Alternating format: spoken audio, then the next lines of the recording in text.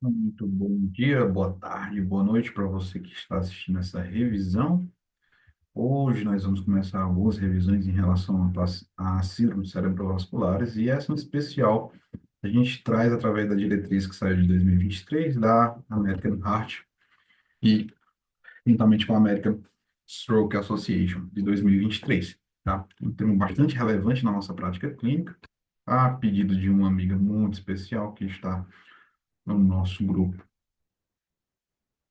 Então, a gente começa a falar sobre a hemorragia subaracnoide, né? Hemorragia subaracnoide, e é a terceira síndrome cerebrovascular com maior incidência, só atrás apenas do AVC isquêmico e do hematomia intraparenquimatoso, né? Então, a gente começa a falar da hemorragia subaracnoide, a gente começa a lembrar aqui, e a começa a perceber o que que é hemorragia subaracnoide. Hemorragia subaracnoide nada mais é do que um sangramento, né? Geralmente, na grande maioria das vezes, 85%, como traz a diretriz, é originário de uma ruptura aneurismática. Esse aneurisma, geralmente aneurismas saculares, que pode ser de comunicantes, do cerebral anterior, cerebral média e comunicante, em ordem de progressão, de ordem de maior incidência, certo? Cerebral média, cerebral cerebral anterior, média e comunicante, certo? E geralmente esses aneurismas são saculares e, portanto, provenientes de uma hipertensão mal controlada, certo? Vai haver um sangramento no espaço subaracnoide, né? O espaço aí entre a aracnoide mater e a pia mater, né? E fazendo um diagnóstico diferencial com trauma, com a síndrome cerebral posterior reversível, síndrome PRES, né? A síndrome da vasoconstricção reversível, né? Aqueles pacientes que fazem uso de inibidor seletivo da recaptação de serotonina. Faz diagnóstico diferencial também com a trombose venosa central. Faz diagnóstico diferencial com a dissecção de artérias intracranianas, tá? Então, a hemorragia subaracnoide, ela entra aí nas síndromes cerebrovasculares como um importante fator que acontece demais na nossa prática clínica, né? E aqui a gente consegue trazer, através dessas imagens, né, a exemplificação das leptomenias e trazendo também aqui o espaço subaracnoide, né, onde vai estar extrinsecamente relacionado com o líquor do nosso paciente, que vai ser tão importante para a gente fazer um dos exames mais lá na frente, que a gente vai trazer só em outra aula, que é a medição do diâmetro da bainha do nervo óptico, justamente para averiguar a questão da hipertensão intracraniana na grande maioria desses pacientes, que vai ser uma das principais intercorrências que a gente vai ver lá na frente, tá? Então, o sangramento vai atingir o espaço subaracnoide, essa região trabeculada, né? E promover diversas intercorrências aí no paciente, causando diversos e diversos problemas, que a gente vai tentar minimizar nosso papel como clínico, né? Minimizar esses segundos strikes. Para a gente falar sobre as síndromes cerebrovasculares, a gente tem que começar a falar primeiro do principal teorema ou doutrina, como você queira chamar, né, que rege esses pacientes neurocríticos, tá? Que é o teorema de Monro-Kelly. Esse teorema de Monro-Kelly nada mais fala que o nossa cabeça, nosso crânio, ele na verdade, uma caixa fechada que ela não vai se expandir, nem reduzir, nem se deformar, né? O crânio de um adulto, ele vai estar ali, ele vai ter aquela mesma configuração até a morte dele. E esse crânio, ele vai ser uma caixa fechada apenas com três elementos, né? E esses três elementos, eles têm que coexistir em perfeita harmonia, né?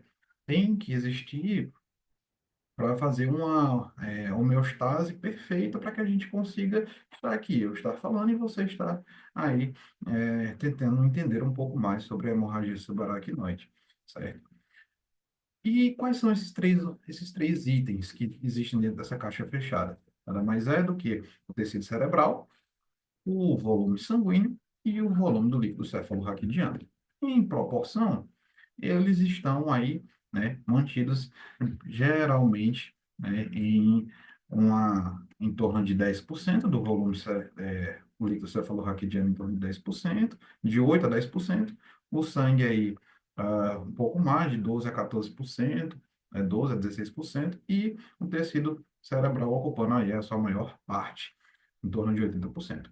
Então, o que que a gente precisa entender disso. A gente precisa entender disso por quê? Porque toda e qualquer manifestação de uma síndrome cerebrovascular ou de um tumor ou qualquer outra coisa que aconteça dentro do nosso crânio vai ser gerida por esse teorema. Quer prestar atenção? Quer ver? Vamos ver se é verdade ou não. Então, o que acontece? Por exemplo, se eu tenho um tumor cerebral, já saindo do escopo das síndromes cerebrovasculares, esse tumor cerebral ele vai aumentar o tamanho ah, do meu volume encefálico, né? Consequentemente, a gente vai precisar de uma redução do volume licórico e do volume sanguíneo, certo? Até que chega um ponto em que a alteração desses volumes vai ser uma alteração tão substancial que vai causar clínica no nosso paciente.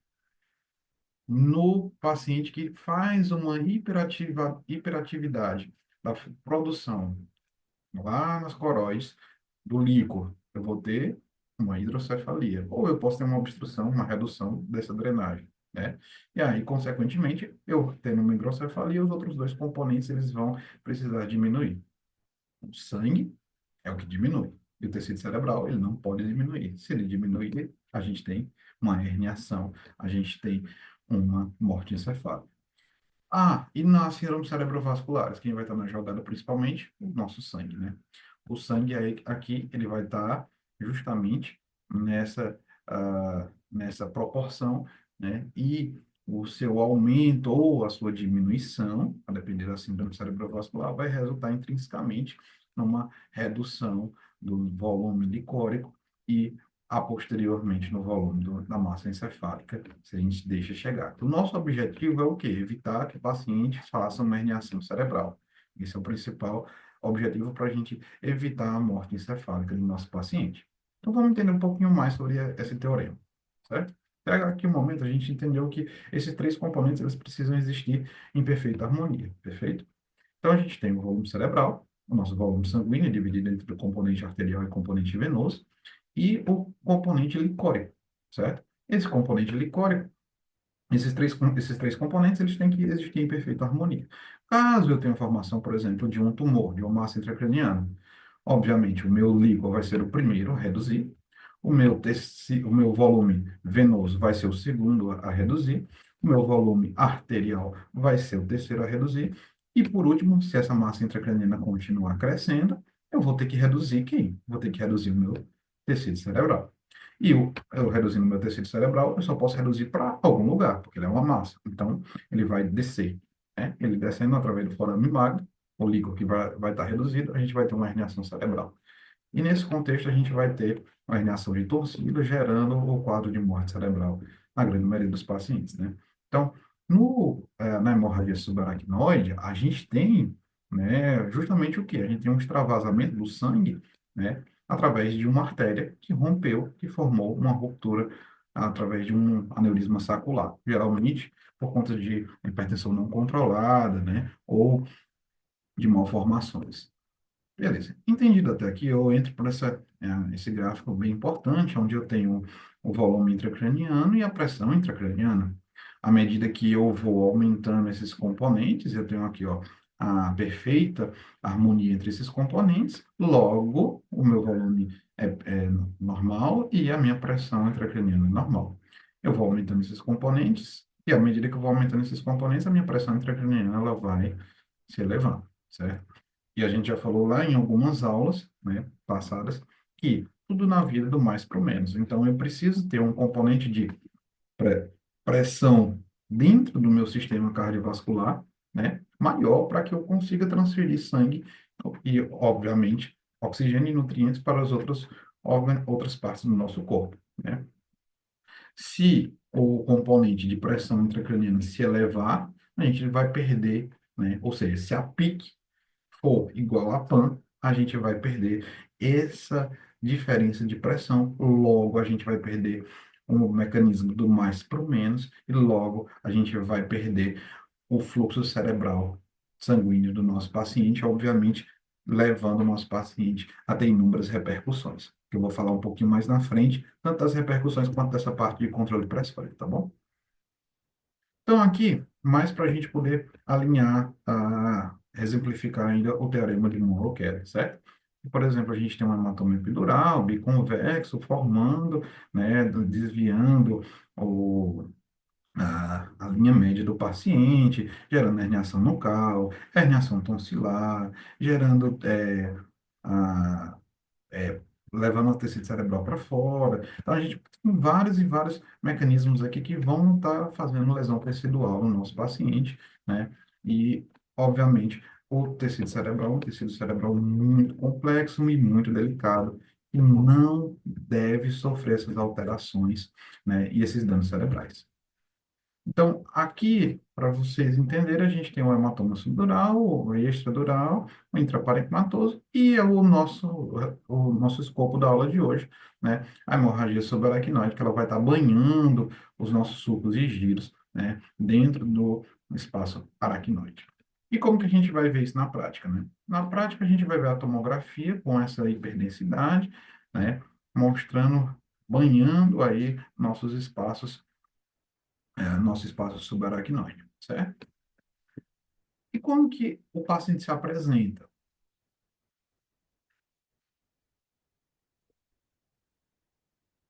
Mais clássico é o paciente se apresentar referindo uma cefaleia muito forte, a pior cefaleia da vida. Isso é o clássico. Sendo inclusive uma cefaleia entrovoada ou, na literatura, como a literatura americana chama, em thunderclap, que nada mais é do que uma cefaleia que tem um forte pico de dor em incidência, que passa brevemente, ou seja, é um estralo, mas é uma dor muito forte, muito lancinante, que os pacientes referem, certo? Mas eles podem apresentar também rigidez de nuca, um déficit neurológico focal, certo? E até 6% desses pacientes evoluem com crises epiléticas, né? Então, a importância da gente é, estar lembrado, por exemplo, na primeira crise convulsiva do paciente, adentrar, fazer um exame de neuroimagem para descartar um substrato neuroepleptogênico, né? Levando a uma hemorragia subaracnoide, ok? Que pode ser um diagnóstico diferencial aí dessa crise convulsiva, certo? E, como a gente fala, inclusive as crises convulsivas, elas vão estar nas intercorrências que a gente vai falar mais para frente, certo?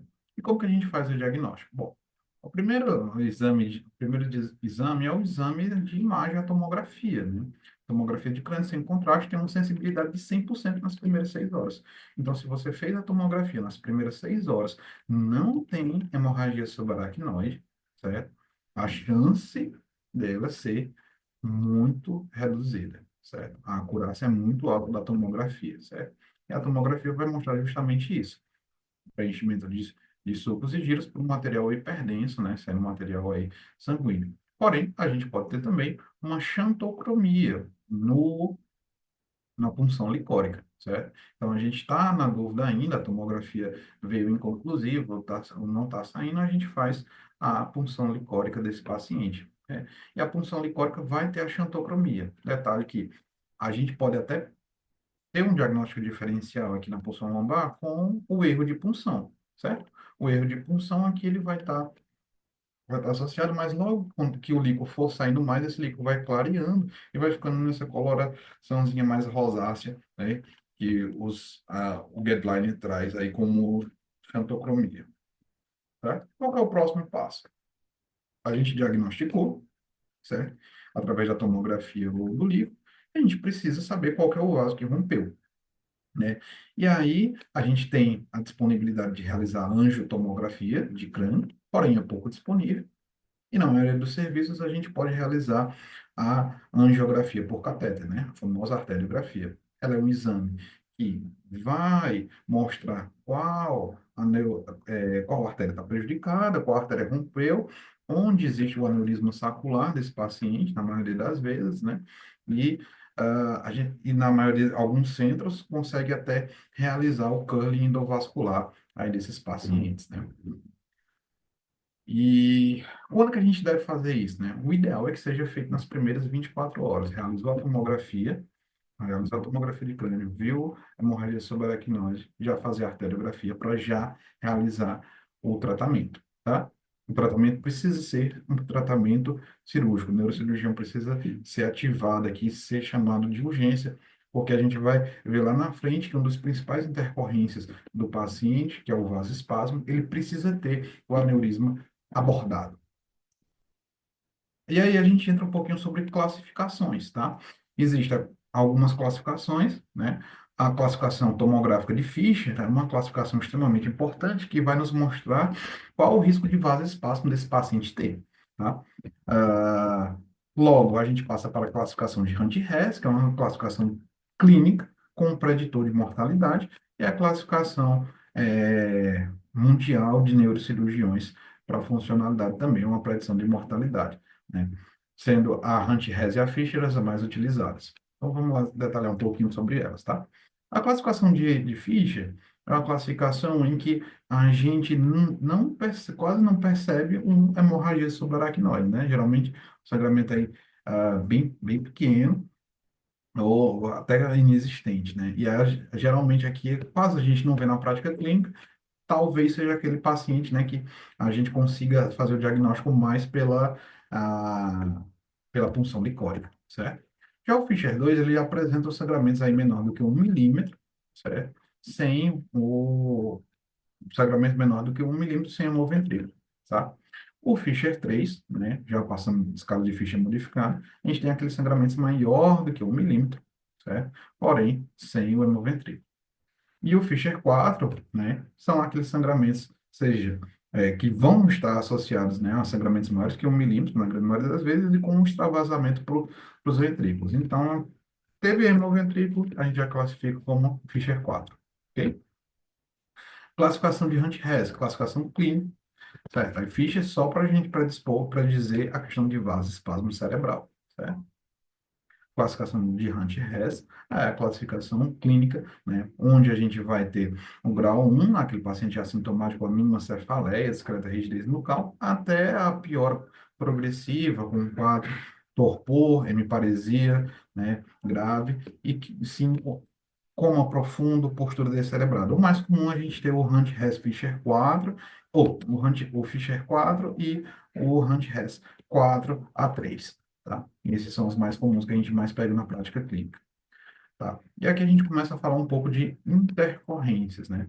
O que pode acontecer? O que a gente tem que se ligar quando a gente pega um paciente desse, né? Primeira coisa, ver discrasia sanguínea. Hoje em dia, a gente tem muitos pacientes, por exemplo, que fazem uso dos DOACs, né? Os anticoagulantes orais diretos, né? E aqui eles precisam ser suspendidos e corrigidos de acordo com cada antídoto seu. Pacientes com insuficiência hepática, por exemplo, aquele cirrótico, etiologia alcoólica, né? Precisa ter a sua discrasia sanguínea corrigida, né? E a gente pode, esses pacientes podem acabar evoluindo para síndrome da antidiurese inapropriada, então é necessário a gente sempre estar checando o balanço hídrico desse paciente, ver o sódio, monitorizar tudo. E a síndrome cerebral perdedora de sal. Então, aqui, para eu, além de receber esse paciente, além da tomografia, é sempre necessário eu realizar hemograma, função renal, sódio, potássio, ureia, creatinina, cálcio, né? Eletrólitos aí, coagulograma desse paciente é imprescindível também para que a gente consiga corrigir todas as discrasias sanguíneas com a maior brevidade possível. E o controle pressórico, né? A diretriz, ela fala que a gente precisa manter pelo menos a pressão arterial sistólica menor do que 180, né? Gerando, no mínimo, uma pressão arterial média em torno de 65, tá? O que acontece aqui na maioria desses pacientes? Aqui é uma dos gráficos mais significativos, né, da curva de autorregulação cerebral, né?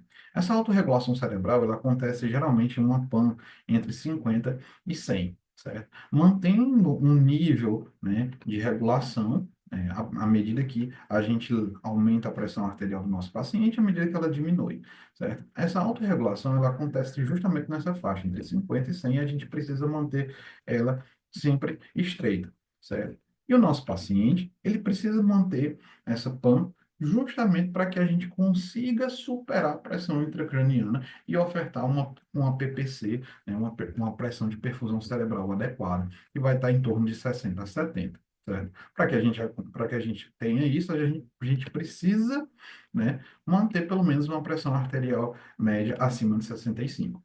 É o que a diretriz traz, certo? Aqui, eu prefiro sempre manter uma pressão arterial média em torno de 80, tá? De 80 a 100 é o que eu vou manter. Principalmente por quê?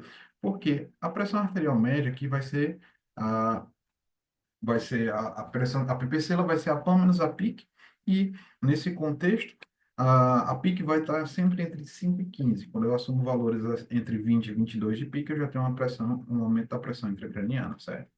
Além disso, a nossa pressão de perfusão cerebral, que vai ser o nosso fluxo sanguíneo cerebral, ela vai ser inversamente proporcional à nossa resistência vascular sistêmica. Então, a gente sempre tem que tentar manter a nossa pressão arterial média, né, pelo menos acima de 65, e dou a sugestão de manter entre 80 e 100 para que a gente mantenha a autorregulação cerebral. Caso a gente não consiga, a ausência de autorregulação cerebral, ela vai piorar bastante, né? Tanto a questão de sangramento, se o aneurisma não tivesse sido abordado, quanto de isquemia, né? Se eu tiver uma pressão muito, muito baixa no nosso paciente. Então, se eu preciso fazer esse controle pressórico adequado, esse controle pressórico fino, eu preciso usar drogas em que a meia-vida que a meia-vida dessas drogas seja muito curta. Se houver uma intercorrência para cima ou para baixo, eu vou ali na bomba de fusão e desligo, certo? Então, o que acontece? Quando eu receber um paciente desse, nos primeiros 72 horas, no momento mais crítico desses pacientes, eu preciso fazer esse controle pressórico a nível de drogas intravenosas, certo? Por quê? Porque elas vão ter meia-vidas muito rápido. Então, noradrenalina, um PRID.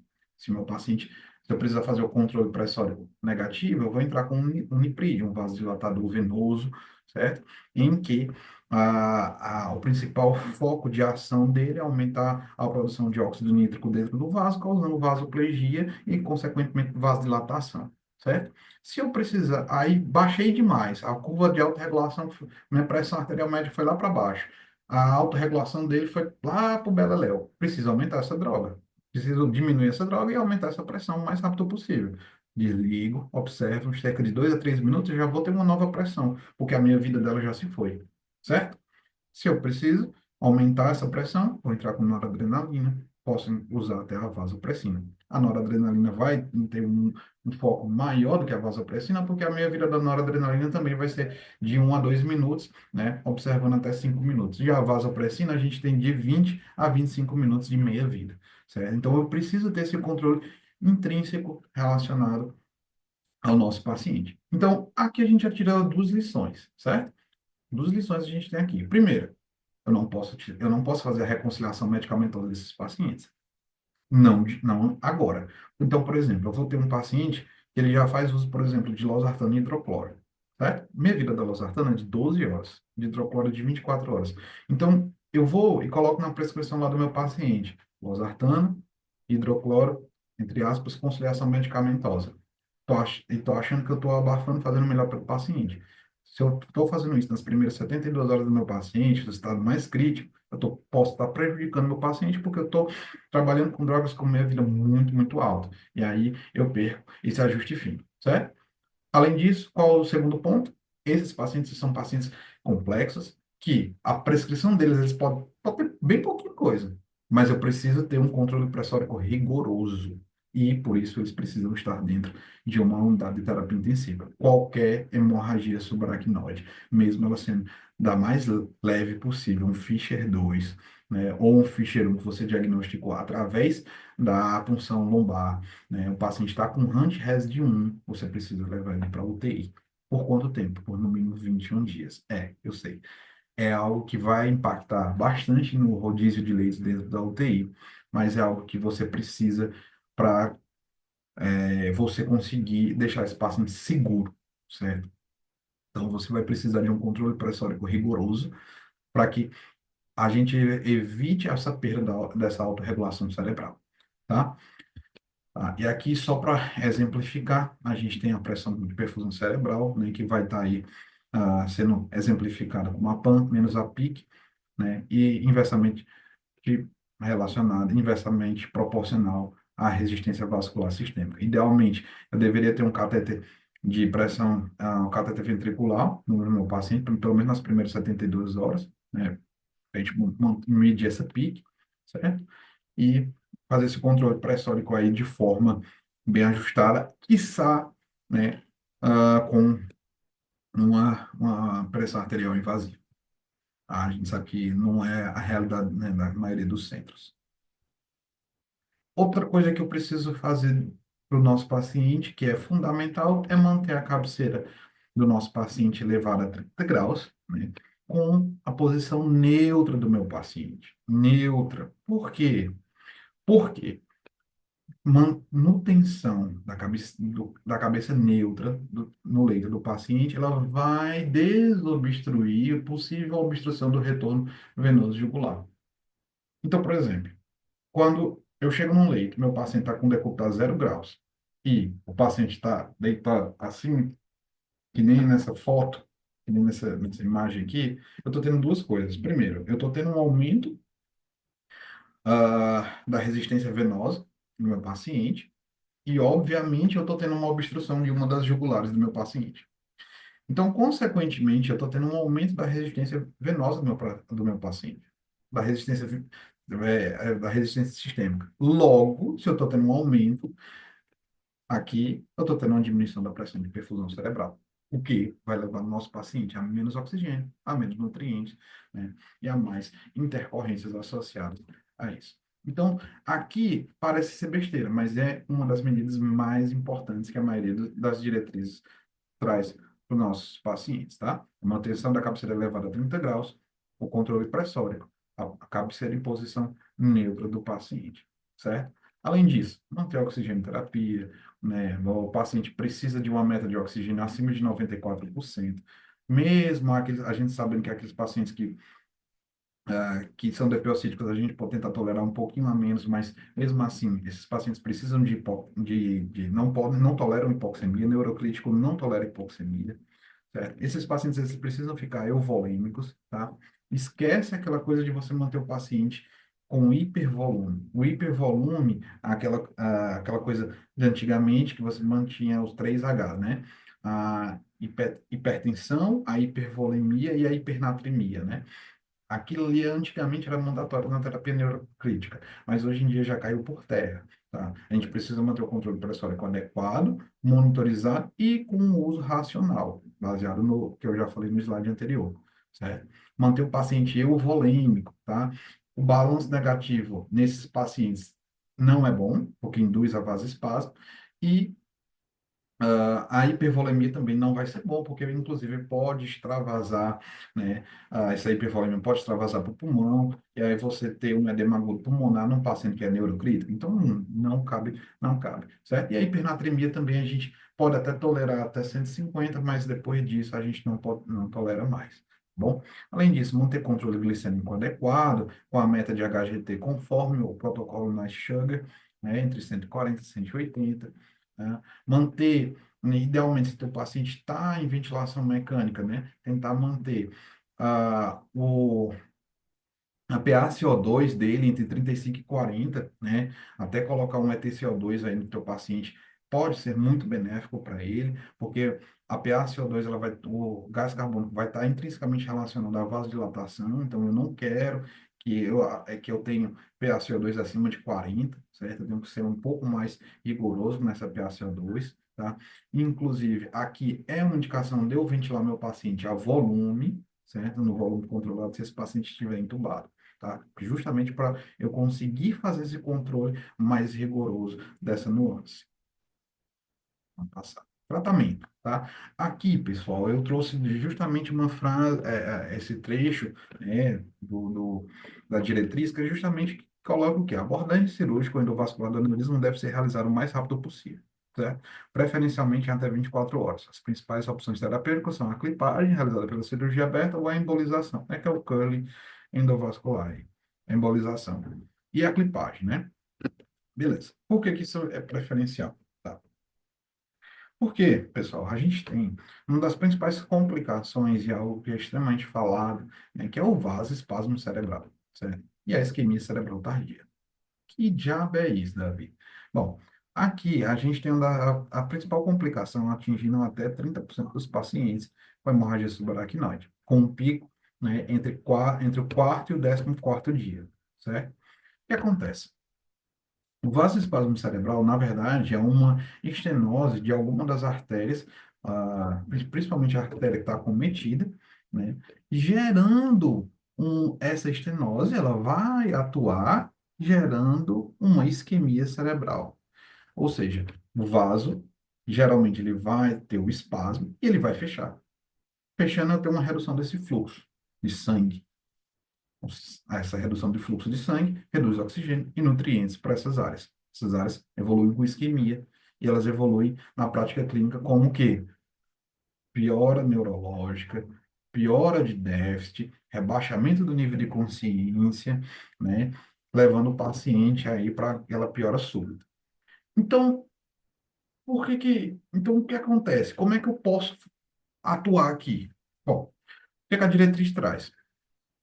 A única droga que eu posso fazer, que eu posso realizar para prevenir o meu paciente, não vai ter uma prevenção 100% eficaz, é o nimodipino, um bloqueador de canal de cálcio, certo? Na apresentação de 30 miligramas, onde eu vou realizar a posologia dele, dois comprimidos, 60 miligramas de 4 em 4 horas, seja por via oral, se o paciente tolerar, se o paciente conseguir deglutir, ou por sonda nasointeral. Tenho que fazer independente do controle pressório do meu paciente. Essa medicação não é para controle pressório, tá? Essa medicação é para vasoespasmo cerebral. Então, eu vejo muita gente colocando lá, não realizar o nimodipino se a pressão arterial sistólica é menor do que 90. Gente, se você está necessitando manter subir a pressão arterial do teu paciente, é noradrenalina, e o nimodipino eu não vou deixar de fazer. Eu não vou deixar de fazer.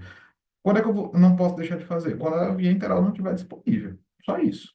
Só isso. E eu vou procurar tentar fazer ainda mesmo assim. Porque é a única droga que eu posso fazer um controle de prevenção, certo? Qual que é o tratamento? O único tratamento adequado é o quê? Euvolemia e aumento pressórico do meu paciente com a noradrenalina. Aqui a gente chegou num dilema. Por quê? Essa estenose do vaso, eu vou diminuir meu vaso, vou fechar meu vaso, né? Porque o meu vaso teve o espasmo, eu vou ter essa diminuição. Como é que eu vou tentar abrir meu vaso? Aumentando a pressão para eu conseguir aumentar e fazer um aumento pressório, certo? Qual que é o grande problema? A grande maioria dos aneurismas aqui, eles não são tratados com rapidez, com brevidade. Então, a partir, se eu consigo tratar nas primeiras, esse aneurisma, eu consigo clipar ele, eu fazer o curling endovascular, embolização endovascular, nas primeiras 24 horas, e eu consigo tratar meu aneurisma, se meu paciente tiver uma isquemia cerebral tardia, tiver um vasoespasmo, eu consigo atuar nesse vasoespasmo, certo? Aumentando a pressão. Agora, se eu não tratei meu aneurisma, aí eu vou lá e vou aumentar minha pressão do meu paciente. Vou tacar noradrenalina para deixar meu paciente com hipertensão. O que que eu vou fazer se no meu aneurisma não tratado? Eu vou aumentar o sangramento do meu paciente. Então, por isso que eu preciso de até 24 horas tratar esse aneurisma. Se eu não trato por 24 horas, quando eu vou tentar consertar esse vasoespasmo, porque prevenir é só no nimodipino, tratar é um aumento pressório. É uma intervenção razoável, como a diretriz coloca. Se eu não estou com um aneurisma bem resolvido, eu tenho uma piora, eu posso ter um aumento desse sangramento, tá? Então, ele coloca somente após a abordagem do aneurisma. O que é que acontece na maioria dos serviços? O paciente demora uma semana para fazer a arteriografia, demora mais outra semana para marcar a cirurgia, né? E aí colocam até como eletivo. A diretriz da American Heart, da American Stroke 2023, coloca como realizar as primeiras 24 horas de tratamento. Então, é tudo correr contra o tempo, certo? E aí, por quê? Porque a manifestação justamente vai ser isso, ó, isquemia cerebral tardia, o paciente vai evoluir com rebaixamento de consciência, ele vai acabar indo para o tubo, se já não tiver, vai piorar, né? Como é que a gente vai poder... não teve essas repercussões clínicas, ou eu estou suspeitando de outra coisa, eu posso realizar o Doppler transcraniano, eu posso realizar angio-TC, eu posso realizar uma nova arteriografia cerebral. A gente sabe que, assim, é muito difícil na nossa prática clínica a gente ter a disposição, né, desses exames aí. Crises convulsivas, tá? Tem um paciente neurocrítico, né? Com um substrato hepleptogênico, tem um sangue nas meninges, né? Eu devo realizar já de cara uma profilaxia para crise convulsiva? Já vou botar meu velho Idantal de guerra na dose de 100 miligramas, de 8 em 8? Não, não vou. A diretriz ela não coloca como recomendação iniciar como profilaxia primária, certo? A gente só vai colocar essa indicação, só vai ter indicação da gente colocar uma profilaxia para crise se a gente já tiver uma crise, certo? Se a gente já tiver uma crise. Então, é uma indicação apenas como profilaxia secundária. Aqui, beleza, aqui também indicado. Se eu coloco no primeiro dia ou no dia que teve a crise convulsiva, eu tenho que manter por 7 dias, certo? Aqui, eu quis trazer justamente a fenitoína, né? Porque ela vai atuar, né, inibindo os receptores de sódio, né? E a gente esquece de ter o manejo inicial, né? Então, a gente vai, entra lá com o benzodiazepine, né? Aumentando a inibição, né, do GABA, né, aumentando a inibição do GABA ali no nosso paciente. Geralmente não resolve, tá? A gente já parte para a fenitoína. E aqui eu vejo muita gente ainda errando isso, né, na prática clínica. A gente vê o cara fazendo uma... Dentalizei meu paciente. Ah, dentalizou? Foi? Tu fez quantas ampolas? Não, fiz uma ampola toda. Não, cara, você não fez uma ampola toda. Por exemplo, um paciente de 50 quilos, para você dentalizar ele, você vai precisar de, no mínimo, 4 ampolas. Por quê? Porque a dose é 20 miligramas quilo. Cada ampola de dental tem 250 miligramas, certo? Então, por exemplo, um paciente de 50 quilos, você vai precisar de 1.000 miligramas. Você vai precisar de 4 ampolas. E essas 4 ampolas que você vai fazer, você vai diluir para 100 de soro fisiológico.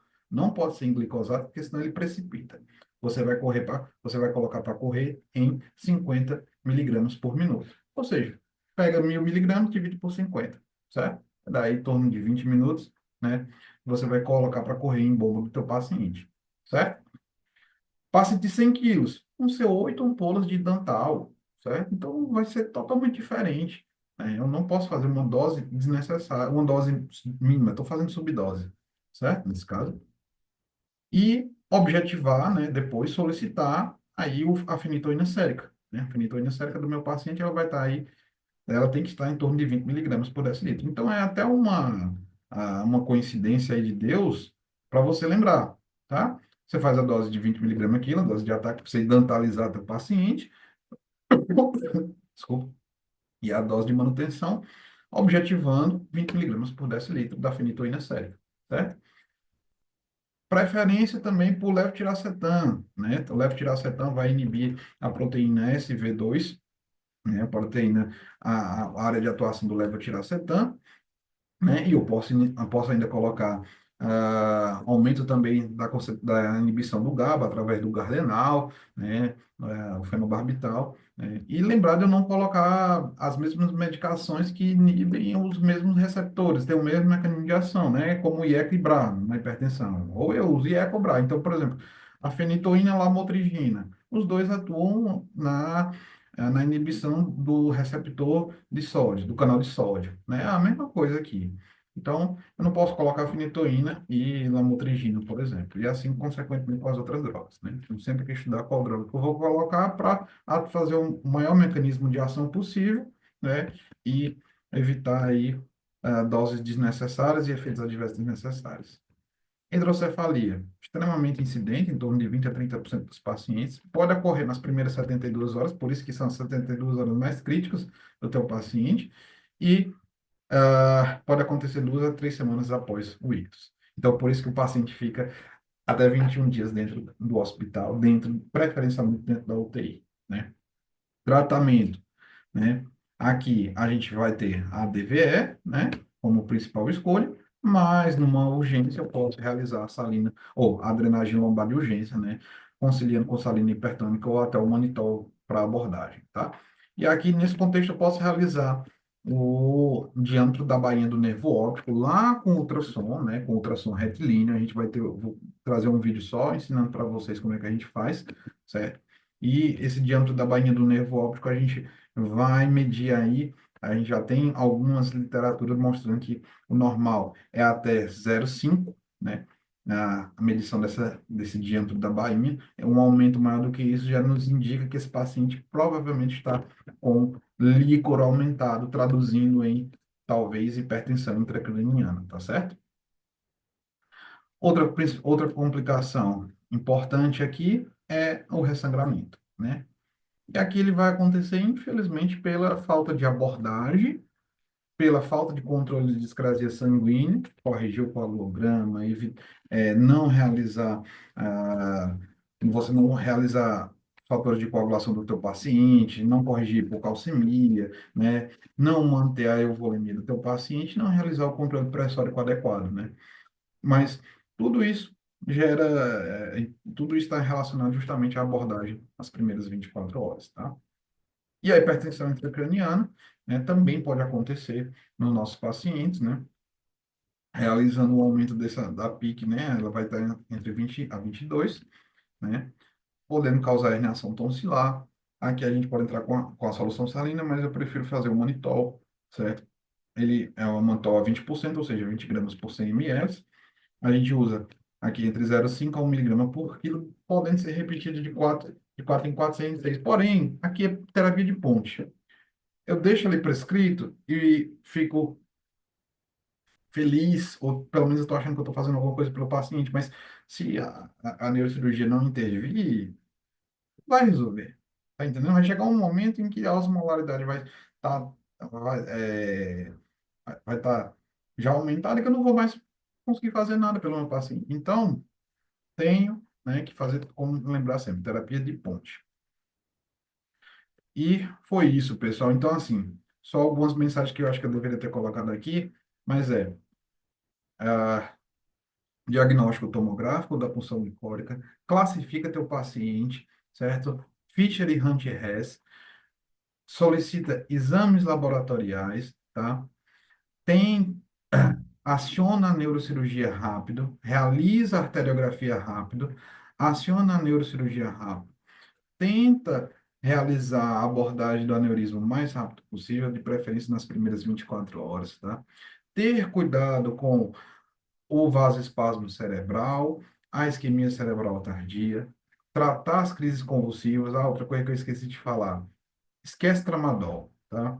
Esquece tramadol. Analgesia multimodal do teu paciente faz com dipirona, ketamina, morfina, tá? Mas o tramadol, ele reduz o limiar convulsivo, tá? Reduz o limiar convulsivo, é uma droga taquicardizante, com baixo efeito analgésico, muito nauseante, então esquece o tramadol, tá? Medicação horrível, péssima, e para cefaleia, inclusive, horrível. Aqui você pode usar até um wine, a depender da função renal do teu paciente, certo? Faz o controle da hidrocefalia, vigia teu paciente, está com teu paciente de perto e faz o feijão com arroz, cabeceira elevada, controle glicêmico, controle pressórico, certo? Evita exame desnecessário, evita agitar teu paciente de forma desnecessária, certo?